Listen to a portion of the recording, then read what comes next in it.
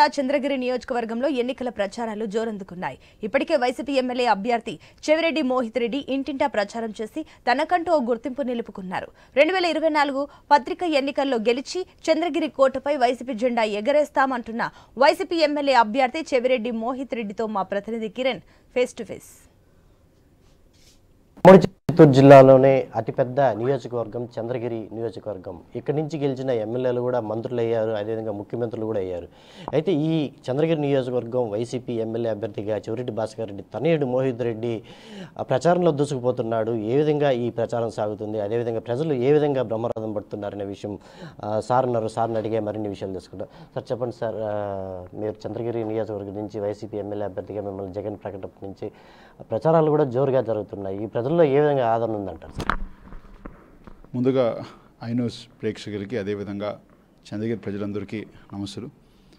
నిజంగానే ఏ ఇంటికి పోయినా కూడా, ఏ ఊరికి పోయినా ప్రజలందరూ కూడా నీరాజనం పడుతున్నారు. ఎక్కడికి పోయినా కూడా జగనన్న చేసిన సంక్షేమ పథకాలు కావచ్చు, నాన్నగారు చేసిన అభివృద్ధి పథకాలు కావచ్చు, ఇవన్నీ కూడా మాకు ప్రజల్లో నుంచి రెస్పాన్స్ కనబడుతూ ఉంది.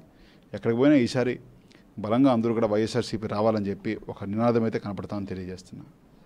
ఇప్పటికే నాన్నగారు ఇక్కడ 2 సార్లు ఎమ్మెల్యేగా గెలుపొందారు, టీటీడీ చైర్మన్గా ఉన్నారు, టోడా చైర్మన్ ఉన్నారు. అంటే మీ నాన్నగారిని చూసి ఇక్కడ ఓటేస్తారనుకుంటారా, మోహిత్ రెడ్డిని చూసి ఇక్కడ ఓటేస్తారని మీరు అనుకుంటున్నారు? ఖచ్చితంగా నాన్నగారిని ముఖ్యమంత్రిగా చూసే ఇక్కడ నాకు ఓటేస్తారని నేను నమ్ముతున్నాను. ఎందుకంటే వాళ్ళిద్దరూ ముఖ్యమంత్రి గారు చేసిన మంచి పనులు కావచ్చు, నాన్నగారు పల్లెలు డెవలప్ చేసింది కావచ్చు, ఇవన్నీ కూడా జనాలు ఈసారి బాగా ఆనందపడుతున్నారు. ఎందుకంటే ఏ ఊరికి పోయినా కూడా విపరీతంగా గతంలో ఎప్పుడు లేని విధంగా సుమారు గత 40 ఏళ్ళగా ఎప్పుడు ఈ స్థాయి డెవలప్మెంట్ జరగలేదు.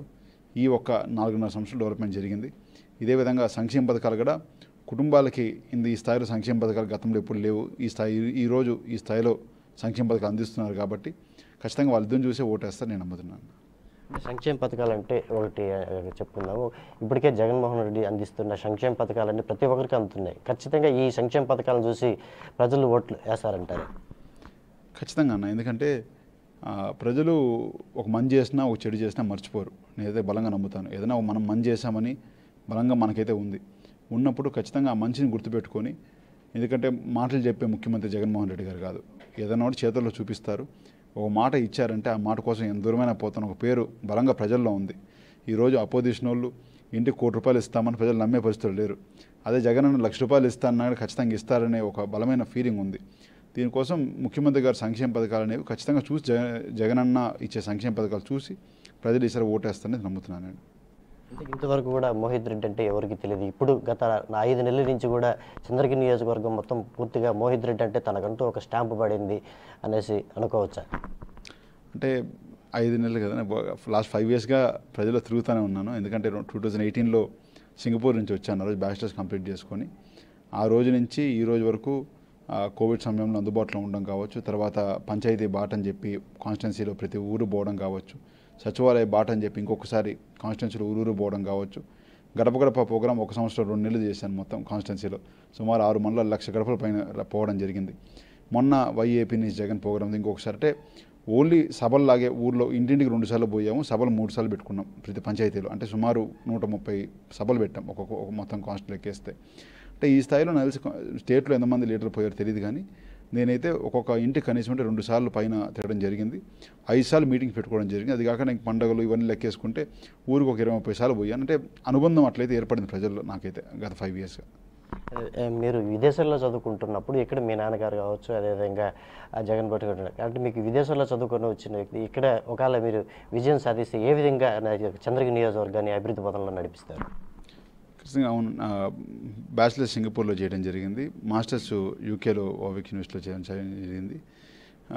నిజంగా అది కూడా ఒక ఎక్స్పీరియన్స్ అనుకోవాలి. ఎందుకంటే బయట ఏ విధంగా ఉంది, మనం ఏ విధంగా దాని కొన్ని ఎక్స్పీరియన్స్లు తీసుకొని ఎలా మనం ముందుకు పోవాలని ఒకటి. రెండోది ఏంటంటే బేసిక్గా చిన్నప్పటి నుంచి నాన్నగారు చూస్తూ పెరిగాం కాబట్టి ప్రజల్ని ఏ విధంగా కష్టాలు ఉంటే మనం ఆదుకోవాలి, ఏదైనా సమస్య ఉంటే మనం ఏ విధంగా మన వంతు సహాయం చేయాలని చెప్పి ఎప్పుడూ ఒక ఆలోచన అయితే ఉండేది చిన్నప్పటి నుంచి.